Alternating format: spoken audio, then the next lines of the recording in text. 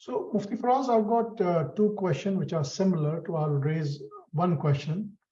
EQRAZ, as you know, is taking financing from a non-Sharia compliant entity on a Sharia compliant basis. And that is basically a Wakala structure. So I would like you to briefly tell us how the Wakala structure works.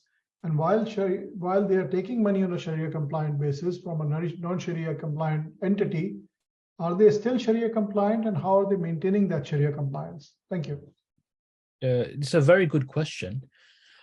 Just because there's a label of non-compliant on certain financial institutions, it doesn't mean that all the funds that a financial institution has is not Sharia compliant. That's the first thing. Many banks hold deposits, right? Current accounts, demand deposits, which are simply just loans.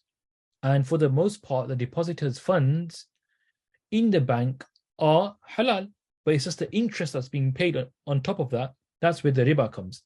So one can argue that it may be the majority of the funds held in a conventional bank, they themselves are not unlawful because it has been deposited by customers. But it's the contracts of the conventional bank, the interest that they're paying, that's where the unlawful amount is. And the financing on the asset side, that's where the problem is. So when it comes to EQRAZ receiving a credit line and in having financing from a conventional firm, the key thing to keep in mind is the contract between EQRAZ and the conventional firm. That must be Sharia compliant.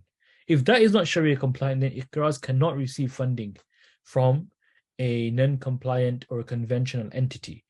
It's just as simple as you going to your local store, right, in Canada, which happens to be a store not owned by Muslims, and you buying something from them. What will we say? We will say that as long as what you're buying is halal and the transaction is done in a halal way, you can buy from them. Just because they're supplying you with an item, it doesn't mean that because they're not Muslim and they may have interest-bearing debt on their property, that doesn't impact your transaction. It's your transaction is looked at the core components of your engagement with that person. So from here, we learn that it's all about the contract between EQRAZ and the conventional financial provider. That must be Sharia compliant. Even in IOFI standards, for example, if you open Sharia Standard 24, which is based on syndicate financing, very clearly it's mentioned in there that a conventional financial firm may enter into a syndication and a syndicate financing where they provide financing to an entity as long as the contract is Sharia compliant. So even in IOFI that's been mentioned and it's practiced. So we always make sure, and that's good, because what we're doing is making sure that these conventional firms, they are doing things in a Sharia compliant way when it comes into a contract. And as they engage more, perhaps they see the beauty of Sharia. Perhaps they see the beauty of Islamic finance. And perhaps they increase their portfolio. And perhaps they can convert the entire financial operation into a Sharia operation when they really engage with the benefits.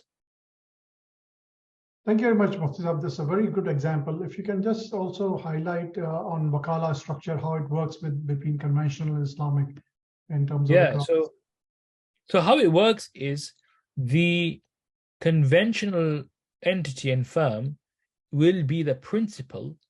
They'll have an agreement with EQRAZ and they'll highlight and have all the, like a term sheet, which highlights the core operations that EQRAZ must do as part of this Wakala. And so a Wakala is agency. That's what Wakala means for everyone's benefit.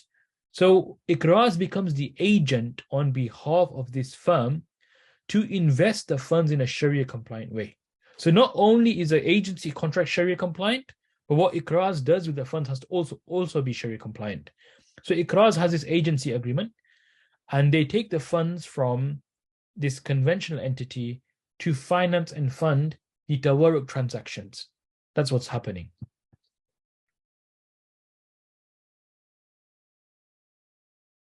Jazakumullah khair.